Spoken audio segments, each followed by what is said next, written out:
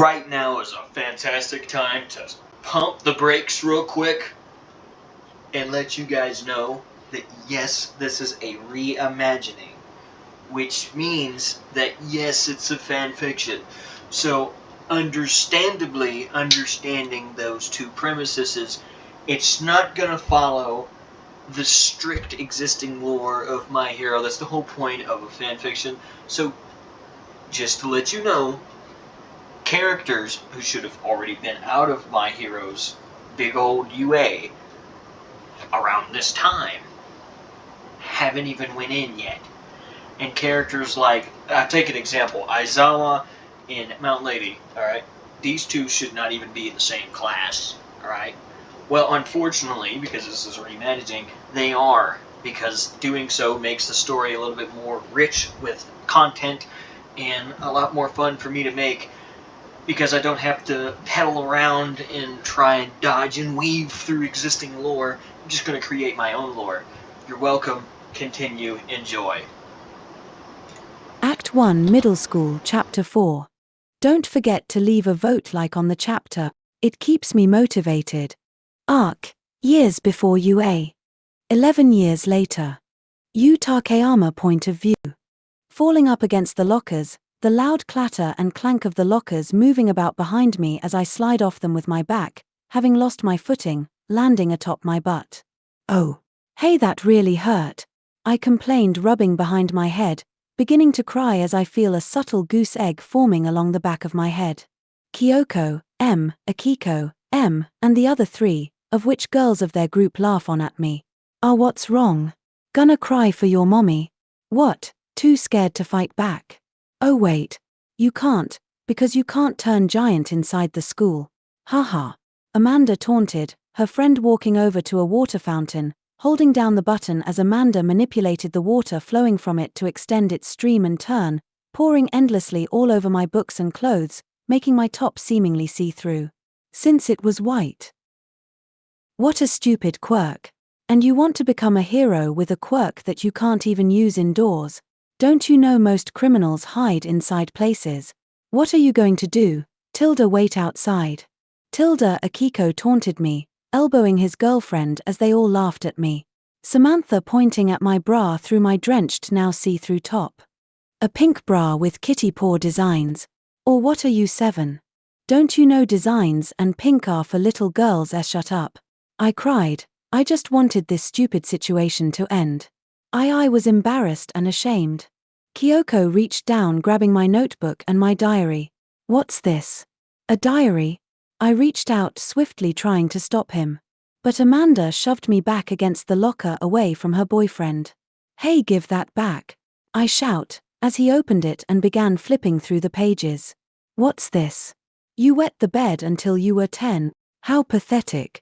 He announced, reading a paragraph from the diary. I blush hard like a tomato. Closing my eyes, and covering my face in embarrassment, dying of it in fact.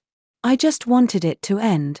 I think you've all done enough, so how's about leaving her alone? A voice I don't recognize spoke, male, over everyone's laughter and the running water still splashing and drenching over me. Huh? Who are you supposed to be? Kyoto asked him, as I uncovered my eyes, and stared into space for a moment, before turning my head and spotting who was approaching at a slow pace. A boy, about my age. Maybe a year older. Maybe 2. You don't know me, but you're about to find out. Now give her back her stuff, there's no reason for things to escalate. He threatened in a rather calm manner, all things considered. Akiko turned, facing him with amazement and amusement. Oh, we've got a hero on our hands, better be careful. Don't want him to lock us up. Now what exactly are you going to do if we don't? He narrowed his eyes as he slowly picked up his pace. I'm not asking anymore, I'm telling you, to walk away. Whatever happens after that is up to you. Kyoto huffs, amused by the boldness of this unknown boy. So, we've got a tough guy, huh? Well, you clearly don't know who you're up against.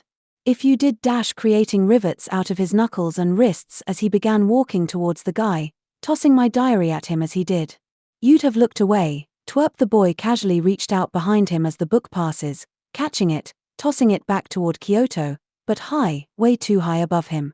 Kyoto watches the book miss and taunts the boy as he watched it pass. Distracted.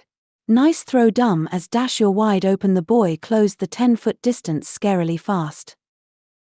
What to dash interrupting Kyoto. By passing him, the boy spun as he passed, reaching back, grabbing Kyoto by the chest of his shirt, and began pushing hard, while he kicked Kyoto's legs from beneath him, then thrusting Kyoto back first atop the ground, knocking the wind out of him, and in turn bashing the back of his head into the ground all in one swoop.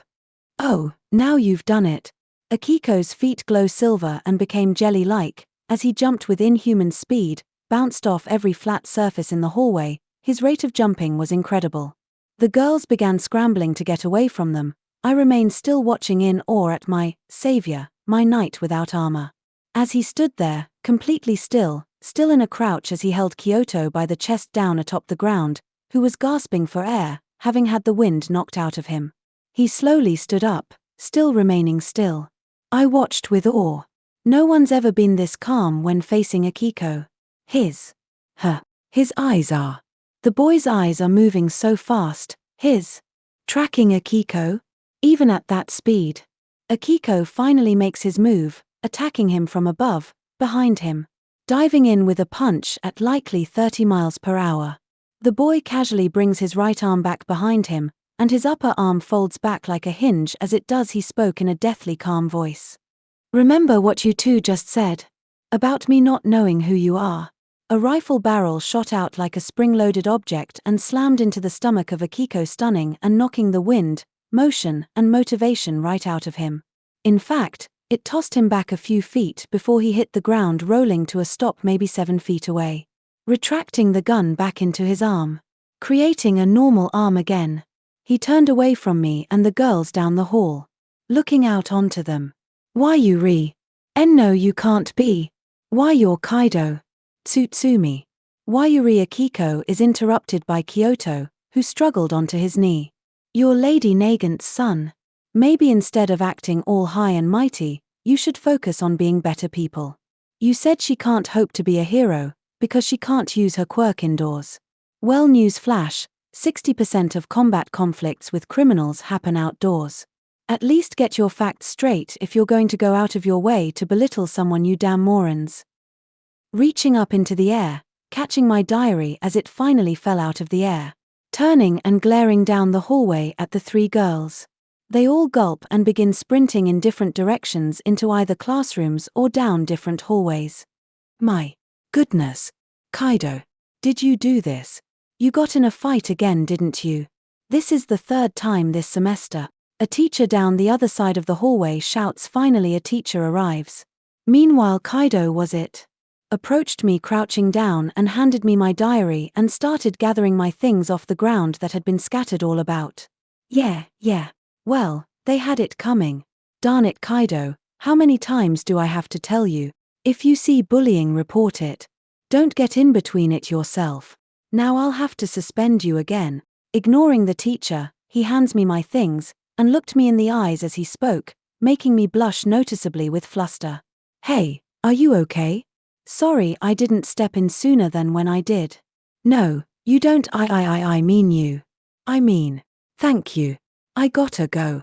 I shout, swiftly taking my things in fluster and lunging off the ground, accidentally knocking him over as I sprinted down the hallway past the teacher with a massive blush on my face. He laid there atop his butt watching me sprint away with a puzzled expression on his face. Thought was weird, he commented, likely has never seen someone act that way before. The next week. Kaido point of view. Walking into the school, scuff marks here and there along my face, and a small cut along my forehead. One subtle bruise along my left cheek. I'd got into yet another fight this morning with a group of guys picking on a dude with an elephant face quirk. But did so before school, off their property. I rub my bruised up face, complaining beneath my breath. Damn. Mom's going to kill me. I'm supposed to be coming with her to a hero's ball after school. I was going to look like a delinquent being covered in scuffs, bruises, and cuts. Or worse. Walking past Bad Den elbow checked the back of my head, I fall forwards for a moment, but catch my balance in time, catching my books before they can fall. I continue walking in through the double doors to the school, commenting in a frustrated manner. Any other day, Kaido. Any other day. Just not this one.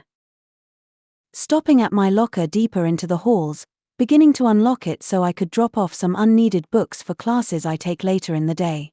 Shoulder checked by someone else as they passed, doing so purposely. I stumble for a moment as another grabs and slams my locker closed as he passed. ITSK in frustration. Turning around and growling at whoever it was messing with me now. Do you mind? Finding myself face to face with the only person in this entire school I don't have the balls to fight. Not head on. Cooper Crooper. A upperclassman, 1 year ahead of me, who has a hardening quirk that, you guessed it, turns his skin as hard as copper. I retreat a little bit, for a moment showing a subtle sign of intimidation. Stepping forwards as I stepped back, he pressed his agenda. I heard you beat on my sister's boyfriend last week. Kaido, he spoke in a threatening and yet amused tone, surrounded by his pals behind him. Whom I could have taken on my own. No problem. ITSK, thinking to myself in annoyance. Damn it. Play it cool, Kaido, it's your first day back, you can't get suspended again on your first day back. Placing a good foot down. I stood up straight and confident, grinning wildly like some kind of adrenaline junkie in the face of fear. Yeah, and if he wasn't such a piece of work, I wouldn't have fought him in the first place. Bullying isn't exactly what I'd call acceptable activities. Is that so? He smiled at my wild eyes, amused and yet appreciative of my boldness to stand up for what I believed. I can't say I like the guy myself, but seeing as it's my little sister who asked, I've gotta. So. Nothing personal. My eyes narrow to that of literal animals backed into a corner, fight or flight raced through my veins, adrenaline spikes, and I react the moment he began to turn to copper-skinned. As he began to swing a punch for my face, I ducked and moved with incredible speed. But not inhuman speed by any means. My reaction time was unrivaled. I duck and move around him, I don't even attempt to fight him. I complain aloud with a large grin on my face. Fuck it. Can't avoid it now. Lunging forwards, searching within my small stockpile of quirks and dragging out my father's strength enhancer for the moment. Before his goons can even react, I'm in their face, delivering a nasty punch square to the face of the one. Knocking him off his feet, right atop his back, sliding to the other side of the hallway, head first into a locker. I spin around, raising my leg high, roadhouse kicking his other in the face, putting him face first into the lockers in front us. Bashed down my face by Cooper, I fly back across the hallway past a few onlooking, and crash back first into a water fountain, breaking it right off as I arrived. I slide off my back atop the wet, drenched ground, rubbing the back of my neck as I sat up. Damn, he carried a wallop. Huh. I open my eyes, finding him arriving in front me trying to deliver a kick up my chin like I was some ball. I roll out the way and push up off the ground in a handspring motion, landing atop my feet. I speak aloud in annoyance. I can't beat him head on, not on my own. His hardening quirk pretty much prevents that from being an option. I complain to myself, rubbing the back of my head. A goose egg had appeared, a nasty deep bruise behind my head from smacking head first into the fountain. But that doesn't mean I'm giving up, I growl beneath my breath. You're wasting your time. My hardening quirk makes me pretty much immune to all physical attacks, he states the damn obvious. Yeah, I know, unfortunately I don't believe in giving up, even when it seems like it's the only logical option. I admit, proud of my mindsets and ideologues, I lean forwards prepared to fight again. Lunging off the ground, the two of his goons I thought for sure would have stayed out of it after such nasty hits. Lunge off the ground at me from two directions. I wasn't expecting it, not this soon at least. I step back from Cooper, turning and facing one on the left, completely unaware of the one on my right. ITSK, Cooper charges at me while I'm distracted. Leave him alone, you big bullies. The familiar voice of that girl from before shouts. A familiar diary flies across the air and smacks into the face of the guy on my right. He stumbles and falls in front me, rolling into lockers because of it. I grabbed the fist, twist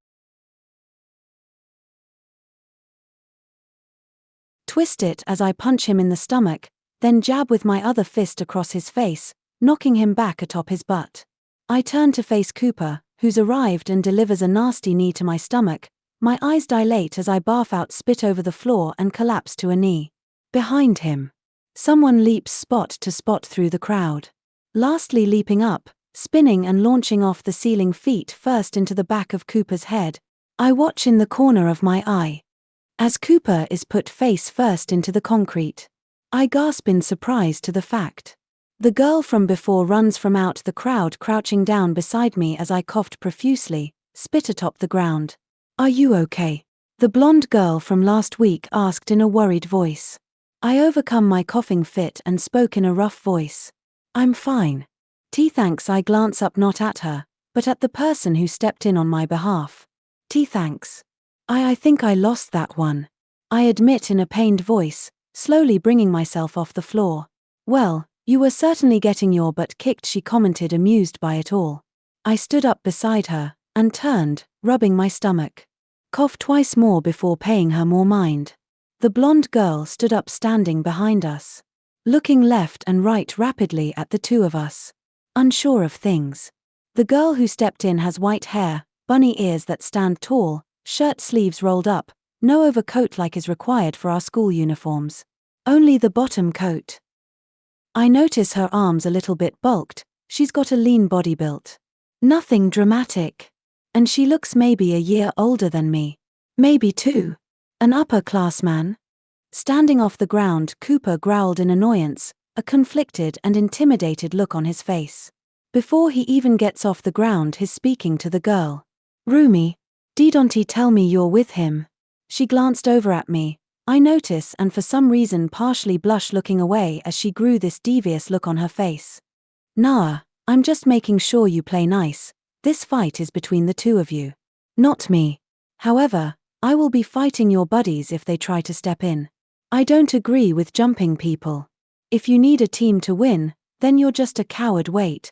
You're not going to stop them." The girl in blonde, "Why you?" behind us shouted in shock, raising her arms up in a shrug. The white-haired girl, apparently named Rumi, spoke in a nonchalant manner. "If they play fair, then I won't have to." Besides, lowering her arms, glaring at me with glowing eyes. I'm curious just what exactly he can do. I look over at her and understand it now. "Fine by me, Kaido." Again, a teacher shouts from the back of one of the crowds. I grit my teeth. The crowd will hold the teachers back for a set amount of time. So, I've got at least a minute or two to wrap it up. Or get dropped. Back on his feet again, Cooper scared, raising his fists, his skin turning copper again. "I don't do the same. Let's see how durable you really are," I comment, launching off a foot ahead, closed the distance of 8 feet in an instant. His eyes open wide, he raised his arm, blocking a punch for his chest. I feel a sting in my fingers and knuckles as I collide with an unmovable force.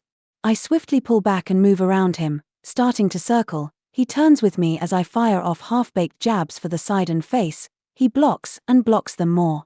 "Come on, take the bait," I think to myself. I had a plan, of course. Mid-swing, he lowers his arms, a growly, aggravated expression tells his patience runs out. Kicking high for my face. I weave back and right at the same time, narrowly dodging his foot. I throw myself back first atop the ground. I slam my hands down beneath me, hand springing feet first beneath his chin with my shoes up in his face, tossing him off the ground, back first into lockers. I complete my handspring and spin in the air, landing in a slide in front the broken fountain. One of his buddies get off the ground and ignored the warning of Rumi trying to strike me. I don't even look to him. I didn't know the girl, but I trusted her. Coming in at a speed that seemed inhuman. Leaping in the path of his buddy, kicking him into a locker, denting the lockers with his body. Back flipping off his body having kicked it. She lands and complains with amusement. Can't say I'm surprised. "Well, if you really want a fight, then I'll indulge you." She glanced at me, I glanced at her. One nod from the both of us is all the communication needed to provide a thanks. I return my eyes onto Cooper, launching forwards as he ran at me. "All of you stop this instant." Another teacher on the other end of the hallway, finally breaking through the crowd, boomed, reaching both myself and Rumi by the arm, pulling us to them and away from those we're fighting. 3 other teachers finally get through all the crowded halls, grabbing Cooper, his friends, and one grabbed the blonde girl. What did she do? I expected far better of you, Takeyama. One of the teachers scolds the blonde girl. What did she even do? Butt. No buts, young lady. Bring your butt to the principal office. This instant. The teacher reprimanding her boomed. I would say I'm surprised, but seeing as almost 20% of the fights we have in this school include one of 2 of you, it's not exactly shocking to find you both fighting in the same fight. Our teacher reprimanding me and Rumi spoke to us, dragging us through the hallway and crowd towards the office. Damn it. First day back and I'm already getting suspended again. My mom's gonna kill me. I pout in a subtly worried expression. Giggling at the words, looking over at me, Rumi spoke amused. What's that expression? I look over at her, partially blushing in embarrassment. Worry? I answer a bit confused by the question. Was it a trick question? She giggled more, looking ahead, away from me and at where the teacher is dragging us. Well, you look cute when you're worrying, she flirted or complimented. Thanks. I think. End of chapter 4.